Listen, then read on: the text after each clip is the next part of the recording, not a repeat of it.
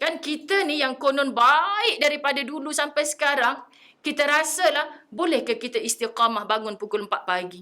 Isnin Khamis puasa. Itu kadang-kadang takdir hidup yang Allah beri pada kita ni tolong dialhamdulillahkan. Semua.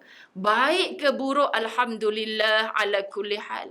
Alhamdulillah dalam dunia live sekarang setahun setengah saya berjumpa dengan baru ni anak anda Izzat, sahabat-sahabat dirahmati Allah. Ditangkap penjara keluar masuk, kemudian duduk dekat Henry Geni berapa lama, Masya Allah. Saya tanya satu soalan, kalau boleh diputarkan masa, kamu nak tak jadi macam ni? Ustazah jangan tanya saya, maksudnya dia nak sahabat-sahabat, jangan kata saya nak berubah, saya nak hidup saya ni bermula dengan budak baik. Maksud dia, kalau saya tak melalui, saya hisap dadah umur 12 tahun, saya mula pecah rumah umur 14 tahun, mungkin sekarang tak jadi pakar motivator macam tu. Sekarang ni jadi orang hebat. Umurnya 22 tahun boleh berkongsi pengalaman. Jangan hisap dadah, dadah tu bukan sedap. Kalau kau dah terjebak dengan dadah, kau susah 2 minggu je. 2 minggu tu memang kau demam, kau sakit, sebenarnya boleh berhenti. Syaratnya kau nak berhenti.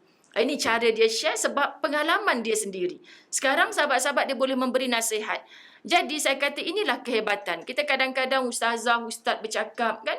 Macam kematian Siti Sarah Raisuddin kan sahabat-sahabat.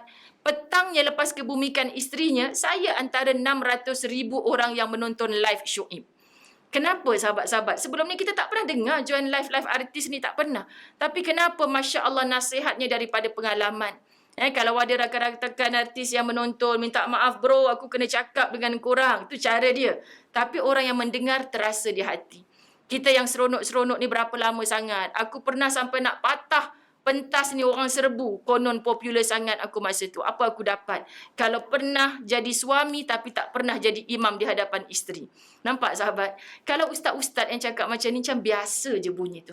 Tapi kalau dia bercakap hasil pengalaman dan Allah ambil isterinya yang mampu menjadikan dia orang baik dengan izin Allah, maka dia kongsi, jom kita rebut sungguh-sungguh peluang ni. Okey? Jadi doakan orang-orang macam ni, insya-Allah terus boleh dakwah dengan kaedah ataupun caranya yang tersendiri. Baik.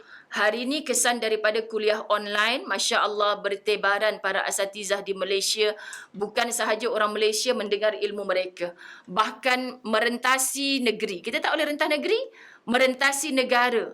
Orang boleh dengar kerja-kerja dakwah sahabat-sahabat.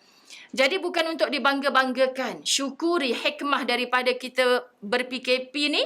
Rupa-rupanya duduk dalam bilik sendiri, tebaran ilmu tu sangat luas. Semoga dengan keberkatan ilmu itu sahabat-sahabat, ada orang yang dulu tak solat, sekarang solat dah.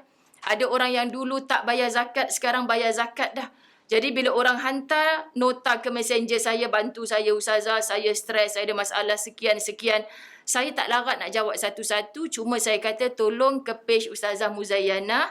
Tak kisah siapa-siapa sahabat, pergi situ setiap hari saya ada bahas kitab La Tahzan. Dan sebarannya sekarang ni sangat luas sahabat-sahabat dirahmati Allah. Kerana bukan saya yang menasihat. Saya bukan orang alim, saya hanya baca apa pesanan Dr. Aid Al-Qarni, seorang ulama yang dia rujuk pada Quran dan hadis serta syair-syair yang kita boleh membugarkan jiwa kita. Jadi saya tak mampu nak bagi nasihat sahabat-sahabat. Saya kata saya tukang baca je, tolong dengar kat situ. Baik Ustazah faham. Yang istiqamah pagi tadi kami sampai kepada bab 80, masing-masing respon terima kasih Ustazah. Kenapa terima kasih kat saya? Sebab saya bukan pemberi nasihat. Tapi sebab kamu istiqamah. Kamu cari, kamu dapat. Kamu tak cari, kamu tak dapat. Sebab tu hari-hari. Dan tolong jangan ambil satu kuliah pendek 5 minit, 10 minit semata. Sebab maksudnya sahabat-sahabat muslimat, kita nak dengar yang panjang tu kupasannya minal awal ilal akhir. Kita fahamlah. Ni daripada haji kita, Masya Allah, pahalanya besar. Tapi nanti ada dipendekkan. Jadi video 5 minit, 10 minit kan.